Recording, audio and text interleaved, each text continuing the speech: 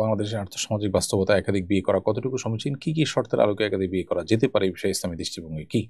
ভার্সিটিতে দিনের দাওয়াত দিলে অনেক মুসলিম ভাই হেসে উড়িয়ে দেয়, খুব খারাপ লাগে, নিজের অস্বস্তি লাগে, আমি কিভাবে তাদের বোঝাতে পারি? আমার বোনের ব্রেস্টে টিউমার হওয়ায় অপারেশন করা হয়েছে। এখন প্রশ্ন হচ্ছে, বোনের বিয়ের সময় বিষয়টা ছেলে পক্ষকে জানানোর প্রয়োজন আছে কিনা। এরপরে প্রশ্ন করেছেন জাইরা ডেইলি লাইফস্টাইল এই আইডি থেকে। আপনি লিখেছেন, বিমান বিধ্বস্ত হওয়ায় মাইলস্টোন স্কুলের যে শিক্ষার্থীরা মারা গিয়েছেন তারা কি শহীদ হিসাবে গণ্য হবেন কিনা। উচ্চ মাধ্যমিক শ্রেণীতে এনসিটিবি কর্তৃক প্রণীত ইসলামের ইতিহাস ও সংস্কৃতি বই নিয়ে সমালোচনা হচ্ছে। এই বইটি একাধিক সাহাবীর ব্যাপারে সমালোচনামূলক রচনা আছে। সাহাবীর মর্যাদা সম্পর্কে ইসলামের নির্দেশনা জানতে চাই। নাদিয়া জাহান আপনি লিখেছেন, আমার বড় বোন বাবার অমতে বিয়ে করে ফেলেছে, আমার কি এই বোনের সাথে যোগাযোগ রাখা উচিত? আমার নানা মারা গেছেন, আমার নানার পাঞ্জাবি পরে নামাজ পড়েন, প্রথমে পাঞ্জাবি পরেন, এর উপর শাড়ি পরেন, নানুর এই কাজটা কি সঠিক হচ্ছে? আমি সাধারণত মিথ্যা বলি না, কিন্তু গার্মেন্টসের চাকরি নেওয়ার জন্য অভিজ্ঞতা বাড়িয়ে বলি, যাতে চাকরি হয়, বেতন বেশি ধরে। এখন তো চিন্তায় শেষ হয়ে যাচ্ছে উপার্জন হারাম হচ্ছে কিনা ভেবে। এ বিষয়ে জানিয়ে বাধিত করবেন। শারমিন জাহান আপনি লিখেছেন, বিনা অজুতে দরুদ পড়া যাবে কি না? সিম কোম্পানিগুলো নির্দিষ্ট মেয়াদে ডাটা বিক্রি করে, যেমন 5 GB 10 GB ইত্যাদি, কিন্তু ওই ডাটার পুরোটা ব্যবহার না করলেও নির্ধারিত সময় শেষে অব্যবহৃত অংশটি তারা ফেরত নিয়ে নেয়। এভাবে ক্রয়কৃত পণ্য ফিরিয়ে নেওয়া জায়েজ বা এই প্রক্রিয়া কেনাবেচা করা কি শরীয়তসম্মত? ভার্সিটিতে দিনের দাওয়াত দিলে অনেক মুসলিম ভাই হেসে উড়িয়ে দেয়, খুব খারাপ লাগে, নিজের অস্বস্তি লাগে, আমি কিভাবে তাদের বোঝাতে পারি? প্রথম কথা হলো যে দাওয়াতের কাজ যারা করবে তারা আসলে নানা রকম অবজ্ঞা এবং অপেক্ষার শিকার হবে, অপমানের শিকার হবে।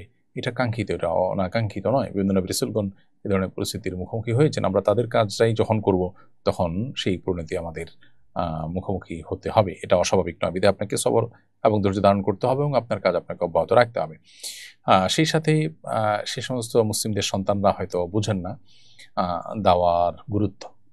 অতএব তাদের জন্য আল্লাহর কাছে দোয়া করার পাশাপাশি তাদেরকে আপনি বিভিন্ন কৌশলে, বিভিন্ন উপায়ে তাদেরকে ইসলামের মূল কনসেপ্টটা বোঝানোর জন্য চেষ্টা করতে পারেন।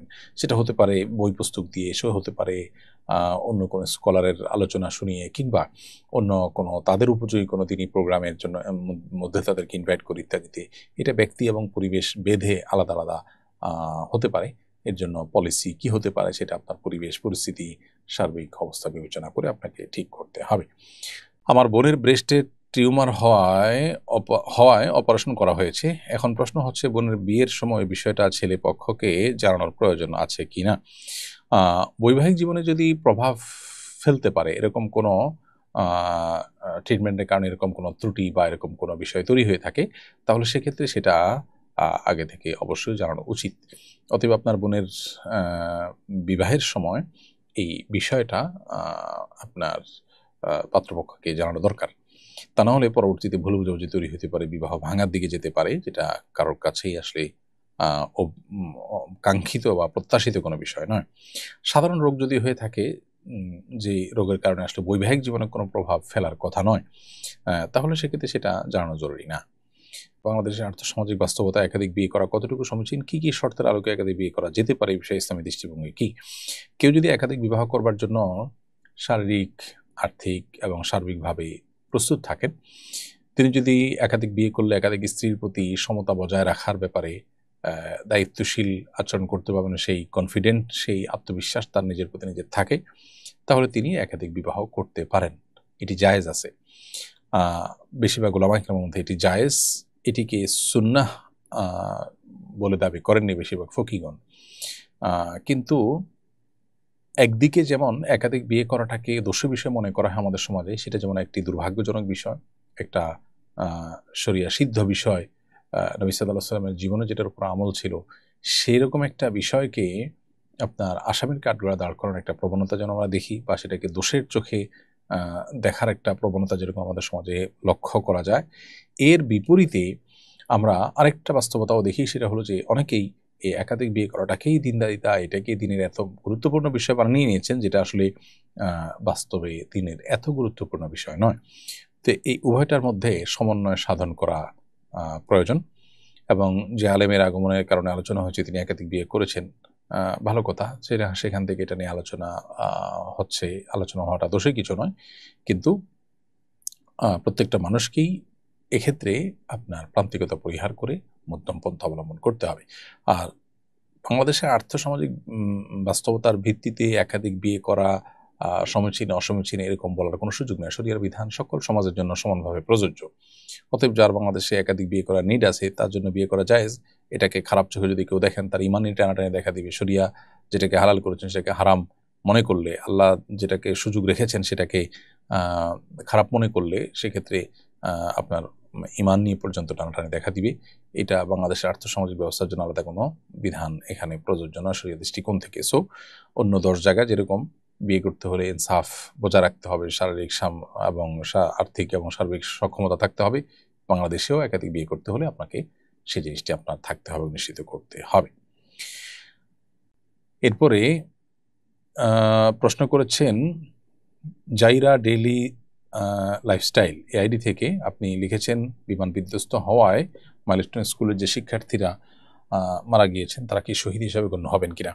নবী করিম সাল্লাল্লাহু আলাইহি সাল্লাম 7 শ্রেণী মানুষকেই শাহাদাতের মৃত্যু বলে ঘোষণা করেছেন, 7 শ্রেণী মৃত্যুকে, যেটি সুনান আবু দাউদ সহিহ হাদিসের কিতাবে বর্ণিত হয়েছে। সেই 7 শ্রেণীর মৃত্যুর মধ্যে আল্লাহর রাহে যারা আপনার জিহাদে শামিল হয়ে শরিক হয়ে যারা শাহাদ বরণ করেছেন তাদের বাইরে মূলত 7 শ্রেণীর কথা বলা হয়েছে। তাদের মধ্যে পেটের পীড়ায় মারা যাওয়া ব্যক্তি, পানিতে ডুবে মারা যাওয়া ব্যক্তি, আগুনে পুড়ে মারা যাওয়া ব্যক্তি, তারপর পক্ষাঘাতগ্রস্ত রোগে মারা যাওয়া ব্যক্তি, তারপরে আপনার প্লেগ রোগে বা মহামারীতে মারা যাওয়া ব্যক্তি, এবং যে কোনো কিছুর নিচে চাপা পড়ে মারা যাওয়া ব্যক্তি, এবং কোনো নারী যিনি আসলে সন্তান প্রসব করতে গিয়ে মারা যান, এই ধরনের মৃত্যুগুলোকে নবী সাল্লাল্লাহু আলাইহি ওয়াসাল্লামের হাদিসে শাহাদাতের মৃত্যু বলা হয়েছে।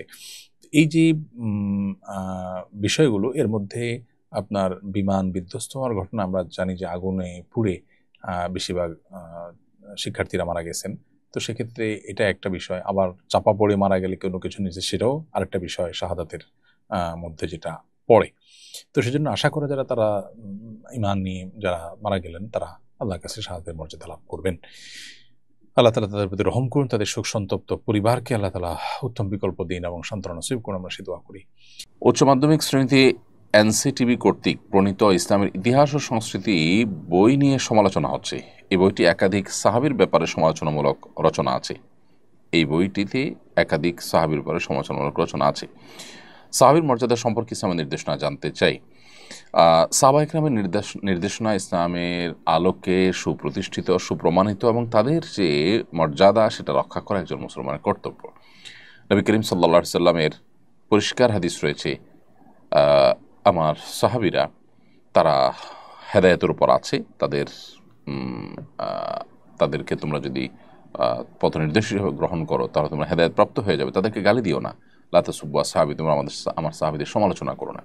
অতএব সাহাবীদের কোনো যদি ত্রুটি থাকে আমরা সেই ত্রুটির অনুসরণ করব না, আমরা বিশ্বাস রাখবো তারা ত্রুটির ঊর্ধ্বে নন। তবে আল্লাহ তাআলা তাদেরকে মাফ করে দিয়েছেন, তাদের প্রশংসা করেছেন, নবী সাল্লাল্লাহু আলাইহি ওয়াসাল্লাম তাদের প্রশংসা করেছেন এবং তাদের সমালোচনা করতে নিষেধ করেছেন। বিধায় তাদেরটা ভালোটা আমরা গ্রহণ করে চলবো, তাদের সমালোচনা জায়েজ নয়। এবং কোরআনে কারিমে আল্লাহ তাআলা সাহাবা ইকরামের প্রশংসা, ভূয়সী প্রশংসা করেছেন বিভিন্ন জায়গায়। আল্লাহ বলেছেন যে মুহাম্মদুর রাসূলুল্লাহ ওয়াল্লাযীনা আমানু মাআহু আশিদ্দাউ আলাল কুফফার রুহামাউ বাইনাহুম তারাহুম রুকআন সুজদান ইয়াবতাগুনা ফাদলাম মিনাল্লাহি ওয়া রিদওয়ানা সীমাহুম ফি উজুহিহিম মিন আথারিস সুজুদ যালিকা মাসালুন ফিত তাওরাতি ওয়া মাসালুন ফিল ইনজিল কাযারইন আখরাজা শাতআহু ফাআযারাহু ফাস্তাগলাযা ফাস্তাওয়া আলা সুকি। এই যে মুহাম্মদ রাসূলুল্লাহ ওয়াল্লাযীনা মাআহু, এই আয়াতে আল্লাহ তাআলা সাহাবীদের কথা বলেছেন যে মুহাম্মদ আল্লাহ রসুল ওয়াল্লাযীনা মাআহু আশিদ্দাউ আলাল কুফফার, এবং যারা তার সঙ্গে আছেন তারা কাফেরদের উপরে কঠোর, পরস্পরে তারা বিনয়ী, বিনম্র, একে অন্যের প্রতি দয়ালু। তারপর তাদেরকে সবসময় দেখবেন রুকুতে সিজদাতে তারা আল্লাহর সন্তুষ্টি শুধু আশা করে, এবং তাদের সিজদার আলামত তাদের চেহারায় ফুটে ওঠে। আর অনেক প্রশংসা আল্লাহ তাআলা তাদের করেছেন। আল্লাহ বলেছেন রাদিয়াল্লাহু আনহুম ওয়া রাদু আনহু, তাদের প্রতি আল্লাহ তাআলা সন্তুষ্ট হয়েছেন, তারা আল্লাহর প্রতি সন্তুষ্ট হয়েছেন। নবী সাল্লাল্লাহু আলাইহি ওয়াসাল্লাম বলেছেন উহুদের বদর যুদ্ধে অংশগ্রহণকারী সাহাবীদের ব্যাপারে, মালুম আসে তুম কদ গফারাল্লাহু লাকুম, তোমরা যা ইচ্ছা করতে পারো, আল্লাহ তাআলা তোমাদের ক্ষমা করে দিয়েছেন। এই হাদিসগুলো সবগুলো প্রমাণ করে যে নবী সাল্লাল্লাহু আলাইহি সাল্লাম এর সাহাবীদের মর্যাদা আল্লাহ তাআলার কাছে কত বড়।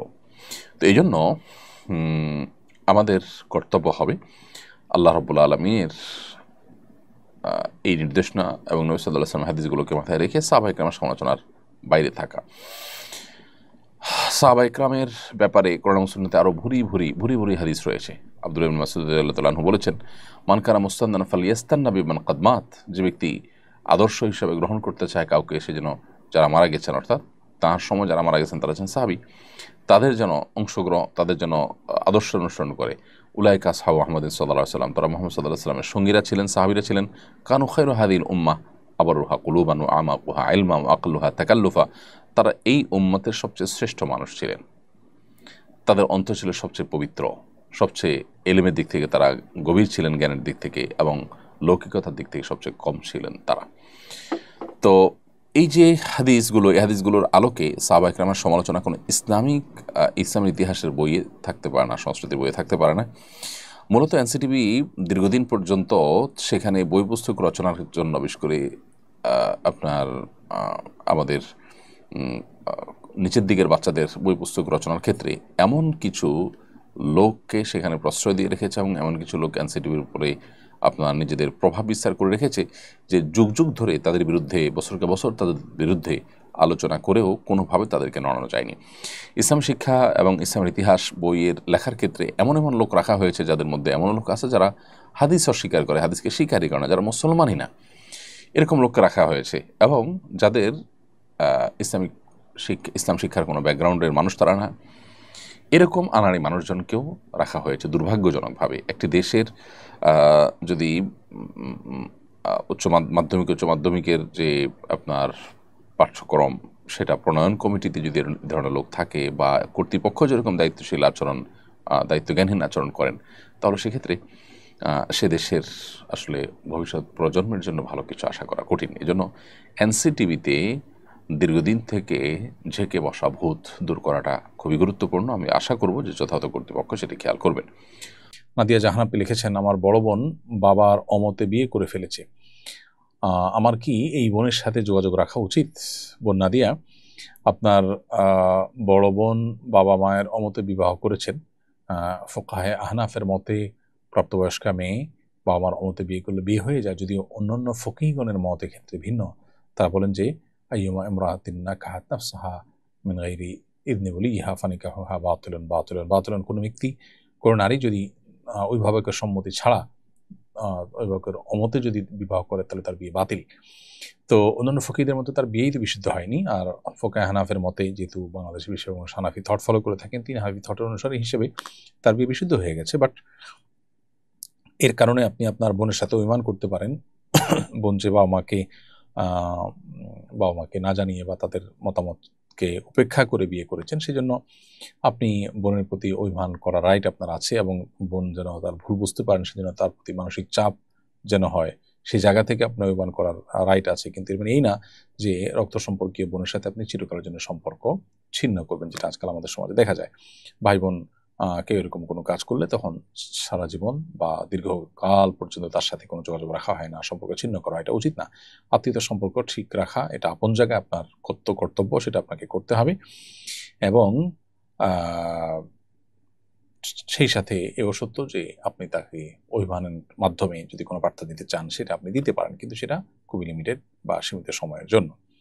আমার নানা মারা গেছেন, আমার নানার পাঞ্জাবি পরে নামাজ পড়েন, প্রথমে পাঞ্জাবি পরেন, এর উপর শাড়ি পরেন, নানুর এই কাজটা কি সঠিক হচ্ছে? না, এটা ভুল হচ্ছে। কারণ আবু দাউদে বর্ণিত হাদিসে নবী সাল্লাল্লাহু আলাইহি ওয়াসাল্লাম বলেছেন, লাআনাল্লাহু মুতাশাব্বিহাতু মিনান নিসা বির-রিজাল, যে সমস্ত নারীরা পুরুষদের বেশভূষা এবং পোশাক আশাক ধারণ করে, তাদের প্রতি আল্লাহ তাআলা লানত বর্ষিত হয়, এটি হাদিসে নিষেধ। এটি নানাভাবে আমাদেরকে ক্ষতিগ্রস্ত করে। সেজন্য একজন নারী পুরুষের বেশভূষা ধারণ করা, একইভাবে একজন পুরুষ নারীর বেশভূষা ধারণ করা, এটি নাজায়েজ। অতএব আপনার নারীর এই কাজটি করা উচিত নয়। আমি সাধারণত মিথ্যা বলি না, কিন্তু গার্মেন্টসের চাকরি নেওয়ার জন্য অভিজ্ঞতা বাড়িয়ে বলি, যাতে চাকরি হয়, বেতন বেশি ধরে। এখন তো চিন্তায় শেষ হয়ে যাচ্ছে উপার্জন হারাম হচ্ছে কি না ভেবে, এ বিষয়ে জানিয়ে বাধিত করবেন। প্রিয় ভাই, মিথ্যা সর্বাবস্থায় জঘন্য অপরাধ, এবং মিথ্যাবাদী মিথ্যা বলতে বলতে আল্লাহ তাআলার কাছে কাযযাব বা মিথ্যাবাদী হিসেবে যেই তালিকা আছে সেই তালিকায় তার নাম চলে যায়। খুবই জঘন্য একটি বিষয়। আর মিথ্যাবাদীদের উপর আল্লাহ তাআলা লানত পতিত হয়। একজন ইমানদার জেনে শুনে ঠান্ডা মাথায় মিথ্যা বলতে পারে না কোন অবস্থাতেই। অতএব আপনি যে জঘন্য অপরাধে লিপ্ত হয়েছেন সেজন্য আল্লাহ তাআলার কাছে তওবা করবেন। তবে এর কারণে আপনার সারা জীবন উপার্জন হারাম হয়ে যাবে, ব্যাপারটা সেরকম নয়। আপনি উপার্জন এখন যেটা করছেন সেটা আপনার শ্রমের বিনিময়ে পারিশ্রমিক নিচ্ছেন। অতএব শ্রম যতটুকু দিবেন সে ততটুকুর বিনিময়ে পারিশ্রমিক গ্রহণ করা আপনার জন্য হালাল হবে। কিন্তু একই সাথে শুরুতে চাকরিটা নেওয়ার ক্ষেত্রে যে মিথ্যার আশ্রয় নিয়েছেন সেজন্য আল্লাহ তাআলার কাছে আপনার পরিপূর্ণ খাঁটি অন্তরে তওবা নাসুহা বা খাঁটি তওবা আপনাকে করতে হবে। শারমিন জাহান আপনি লিখেছেন, বিনা অজুতে দরুদ পড়া যাবে কি না? উত্তর হলো, বিনা অজুতে দরুদ বা জিকির এমনকি মুখস্থ করে একেবারে আয়াত স্পর্শ করা ছাড়া তেলাওয়াত করা যাবে, কোনো অসুবিধা নেই। সিম কোম্পানিগুলো নির্দিষ্ট মেয়াদে ডাটা বিক্রি করে, যেমন 5 GB 10 GB ইত্যাদি। কিন্তু ওই ডাটার পুরোটা ব্যবহার না করলেও নির্ধারিত সময় শেষে অব্যবহৃত অংশটি তারা ফেরত নিয়ে নেয়। এভাবে ক্রয়কৃত পণ্য ফিরিয়ে নেওয়া জায়েজ বা এই প্রক্রিয়া কেনাবেচা করা কি শরীয়ত সম্মত? উত্তর হলো হ্যাঁ, এটা শরীয়ত সম্মত। মূলত এটা হলো মানফাআত বা যে কোনো বস্তুর যে বেনিফিট সেটা সেল করার মতো। একটি ঘর যেরকম কাউকে আপনি ভাড়ায় দিলেন 1 মাসের জন্য। 1 মাসের জন্য তিনি ভাড়া নিয়ে পুরো ঘরটা ব্যবহার করতে পারলেন না, সাময়িক ব্যবহার করলেন। তার সময় শেষ হয়েছে, এজন্য আপনি মূল ঘরটা ফেরত নিয়েছেন। ব্যাপারটা এরকম যে 5 GB 10 GB ব্যবহার করতে আপনাকে দেওয়া হয়েছে। আপনি চাইলে এই সময় দেওয়া হলো, এই সময়ের জন্য আপনার কাছে এটা দেওয়া হলো, কেমন যেন আপনাকে ভাড়া দেওয়া হয়েছে এই জিবিগুলো। আপনি চাইলে এই পরিমাণ জিবি এই সময়ের মধ্যে ব্যবহার করতে পারেন। যদি আপনি ব্যবহার করে শেষ করতে পারেন ভালো, আর যদি ব্যবহার করে শেষ না করতে পারেন তাহলে আপনার সময় শেষ হওয়ার পর এটা মালিকের কাছে ফেরত যাবে। সেটি মৌলিকভাবে নাজায়েজ নয়। এখানে গারার বা ধোঁকা, প্রতারণা এরকম কোনো কিছু নেই, বরং লেনদেনের শুরুতে জিনিসটা পুরো স্পষ্ট এবং এটার উপরে ক্রেতা বিক্রেতা উভয়ে সম্মত হয়েছেন বিধায় এটি মৌলিকভাবে নাজায়েজ কোনো বিষয় নয়।